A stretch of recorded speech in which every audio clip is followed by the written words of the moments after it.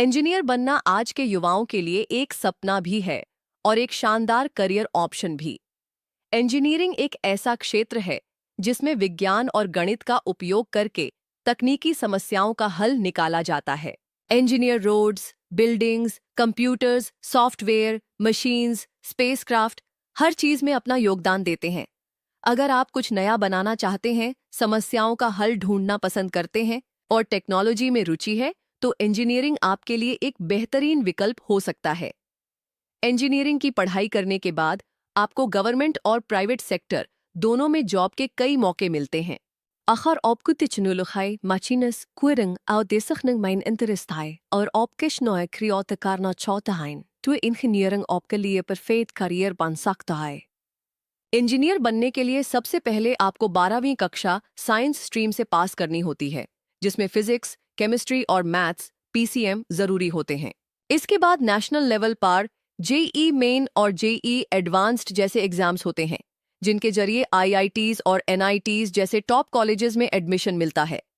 इसके अलावा कुछ प्राइवेट यूनिवर्सिटीज जैसे बीट्स, VIT, SRM के अपने अलग एंट्रेंस एग्जाम्स होते हैं। एडमिशन मेरिट पर होता है, यानी एग्जाम के मार्क्स और कभी-कभी 12वीं के परसेंटेज के आधार पर। इंजीनियरिंग के लिए एडमिशन लेने के लिए आपको एंट्रेंस एग्जाम्स की जरूरत होती है। ये एग्जाम्स आपको टॉप इंजीनियरिंग कॉलेजेस तक ले जाते हैं। ये एग्जाम नेशनल लेवल पर होता है और इसका स्कोर आपको टॉप IITs और NITs में एडमिशन दिलाने में मदद करता है। में आपको फिजिक्स, केमिस्ट्री और मैथमेटिक्स के क्वेश्चंस दिए जाते हैं। एडवांस्ड। अगर आप में क्लियर करते हैं तो आपको एडवांस्ड एग्जाम देना होता है। ये एग्जाम और भी ज्यादा कंपेटिटिव होता है और टॉप IITs में एडमिशन के लिए यह जरूरी होता है।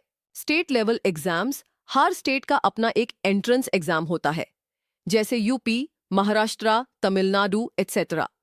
इन एग्जाम्स का स्कोर भी आपको अपने स्टेट के टॉप इंजीनियरिंग कॉलेजेस में एडमिशन दिलाता है। Private college exams.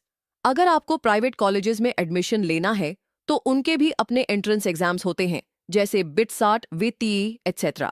Engineering की partij koffie het principe sagt die hij, especially achter op private colleges mijn admission leert hein. Fees का डिफरेंस गवर्नमेंट और प्राइवेट कॉलेजेस के बीच होता है, इसलिए फाइनेंशियल प्लानिंग करना जरूरी है। Government colleges. अगर आप गवर्नमेंट कॉलेजेस में एडमिशन लेते हैं तो ट्यूशन फीस काफी कम होती है, जो अप्रॉक्सीमेटली 50,000 तो 30,000 पर ईयर होती है। हॉस्टल और मेस फीस भी लगती है, जो 30,000 से 35,000 पर ईयर के अराउंड होती है। Private colleges.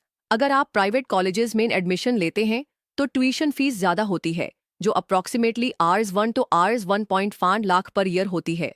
हॉस्टल और मेस फीस भी 30,000 से 40,000 तक हो सकती है। इंजीनियरिंग में कई तरह की ब्रांचेस होती हैं और हर छात्र को अपने इंटरेस्ट के अनुसार ब्रांच चुननी चाहिए। अगर आपको मशीन्स और टूल्स में रुचि है तो मैकेनिकल इंजीनियरिंग लें। बिल्डिंग्स और कंस्ट्रक्शन पसंद है तो सिविल इंजीनियरिंग। सॉफ्टवेयर और कोडिंग में इंटरेस्ट है तो कंप्यूटर साइंस आपकी पहली पसंद होनी चाहिए। इसके अलावा electrical, electronics, chemical, artificial intelligence, data science जैसी मॉडर्न और ट्रेडिशनल दोनों ब्रांचेस मौजूद हैं।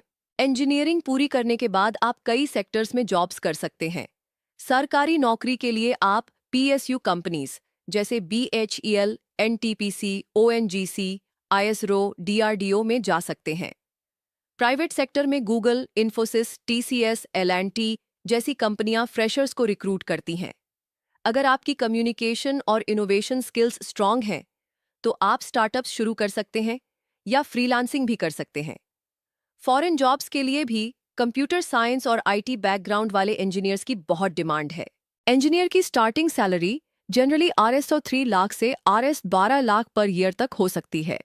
यह आपके कॉलेज, स्किल्स और कंपनी पर डिपेंड करता है। IITs और टॉप कॉलेजेस से पास होने वालों को हाई पैकेजेस मिलते हैं, खासकर टेक कंपनीज में। एक्सपीरियंस बढ़ने पर सैलरी में भी जबरदस्त ग्रोथ होती है।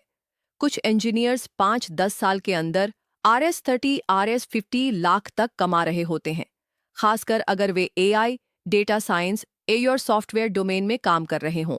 हाँ, अगर आप computer science, data science, mechanical या सिविल फील्ड्स में हैं तो आपको USA, कनाडा, जर्मनी जैसे देशों में काम मिल सकता है। आपको बस अच्छा रेज्यूमे, इंग्लिश कम्युनिकेशन और थोड़ा टेक्निकल एक्सपोजर चाहिए। कई लोग बीटेक के बाद एमएस इन यूएसए भी करते हैं, जिससे उनका पैकेज 70-100 लाख ईयर तक हो सकता है। इंजीनियरिंग की पढ़ाई और जॉब दोनों में इंग्लिश कम्युनिकेशन बहुत जरूरी होता है। इंटरव्यू, प्रेजेंटेशंस, कोडिंग डॉक्यूमेंट्स सब कुछ इंग्लिश में होता है। इसलिए अगर आप भी फ्लुएंट इंग्लिश सीखना चाहते हैं तो अल्फा स्पोकन इंग्लिश ऐप अभी प्ले स्टोर से डाउनलोड करें और अपनी कम्युनिकेशन स्किल्स को नेक्स्ट लेवल पर ले जाएं।